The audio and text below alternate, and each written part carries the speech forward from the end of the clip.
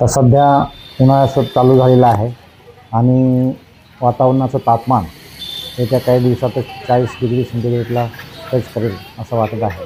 त्यामुळे सर्व जनतेने काही पथ्य पाळणे आणि काळजी घेणं हे आवश्यक आहे.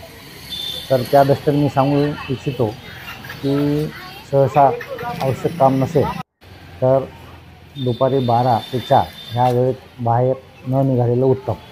आणि जर आवश्यक काम असेलच तर पुरेसे सैलसर कपडे घालून, शक्यतो पांढऱ्या रंगाचे कपडे घालून, डोक्याला स्कार्फ लावून किंवा रुमाल बांधून आणि स्वतःजवळ पाण्याची एक बाटली, शुद्ध पाण्याची बाटली घेऊनच बाहेर निघालेलं बरं. आणि उन्हामध्ये काम करायची आवश्यकता असेल किंवा आवश्यक असेल तर उन्हामध्ये काम करताना दर 1-2 तासाला पाणी, थोड्या थोड्या वेळाने पाणी पिणे आणि शरीराचं तापमान कसं नॉर्मल राहील याची काळजी घेणे. त्यासाठी मध्येच तुम्ही थोडंसं सावलीचा आश्रय घेऊ शकता किंवा काम पण बंद करू शकता एक 10-15 मिनिट, 2 तास काम केल्यानंतर. आणि भरपूर पाणी ह्या काळामध्ये भरपूर पाणी पिणे आवश्यक आहे. तर साधं पाणी असेल, नारळ पाणी असेल किंवा ORS असेल. कारण ह्या उन्हामध्ये आणि विशेषतः कामगार वर्गाला उन्हामध्ये काम करताना त्याच्यामुळे त्यांचं घाम येऊन भरपूर डिहायड्रेशन होण्याची शक्यता असते. आणि ह्या डिहायड्रेशनमुळे जे काम करतात उन्हामध्ये त्या डिहायड्रेशनमुळे त्यांना मळमळ, उलट्या, अशक्तपणा, चक्कर येणे किंवा एकदम हीट स्ट्रोक म्हणतो आपण ज्याला, उष्माघात.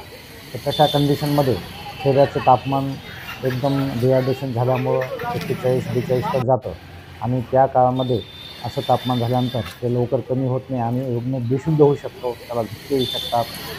ह्या गोष्टी सर्व टाळण्यासाठी कमीत कमी वेळ उन्हामध्ये काम करणे आणि काम करत असताना शरीरात सारखं पाणी पित राहणे, नारळ पाणी पित राहणे हे खूप आवश्यक आहे.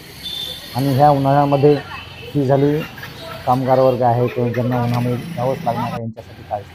आणि दुसरी म्हणजे उन्हामध्ये बाहेर निघताना सहसा जे 60 वर्षाचे वृद्ध व्यक्ती आहेत आणि लहान मुलं आहेत त्यांना ह्या उन्हाचा जास्त त्रास संभवतो. त्यामुळं ह्या वर्गाने उन्हामध्ये बाहेर निघणं टाळावं आणि निघाले तरी आपण जी खबरदारी घ्यायची आहे, जे की सारखं पाणी पिणे, थोडासा सावलीला आश्रय घेणे 2 तासानंतर आणि पाण्याचं प्रमाण कायम राखणे, शरीरामध्ये व्यवस्थित राखणे ही खबरदारी घेणे महत्त्वाचे आहे. आणि दुसरं म्हणजे बाहेरचं काही खाण्याचं शक्यतो टाळावं. कारण उन्हाळ्यामध्ये खाद्यपदार्थ आहेत ते लवकर खराब होतात. म्हणजे ज्या दिवशी अन्न तयार केलं त्याच दिवशी ते खाणं आवश्यक आहे, दुसऱ्या दिवशी खाऊन चालणार नाही. विशेषतः हॉटेलमधलं आपण टाळलं पाहिजे. आणि जर हॉटेलमध्ये खाल्लं तर त्यामुळं त्यातले जंतू जे बॅक्टेरिया आहेत ते ह्या तापमानामध्ये जास्त प्रकारे वाढतात आणि ते आपण खाद्यपदार्थ खाल्ले त्यामुळे संडास, उलटी, जुलाब हे त्रास संभवतात आणि त्यामुळे पुन्हा अजून डिहायड्रेशन होऊन आपलं शरीराचं तापमान पुन्हा वाढण्याची शक्यता असते. आणि आपण जर डिहायड्रेशन जास्त झालं तर त्यांचा BP लो होऊन तो रुग्ण किंवा ती व्यक्ती ही दगावण्याची शक्यता असते.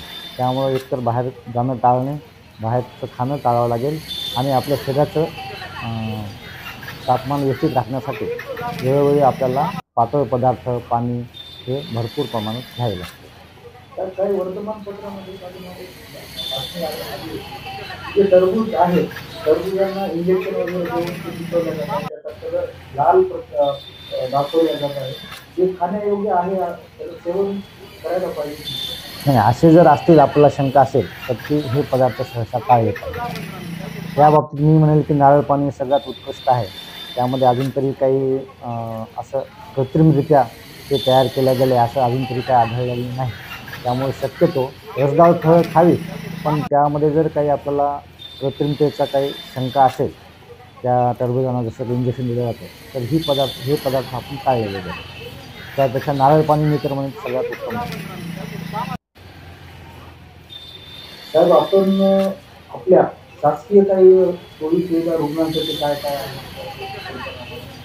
ह्या उन्हाळ्यामध्ये आम्ही जसं की डिहायड्रेशनचे पेशंट वाढतात त्यामुळं आम्ही आमच्या रुग्णालयामध्ये ORS काढून तयार केलेलं आहे.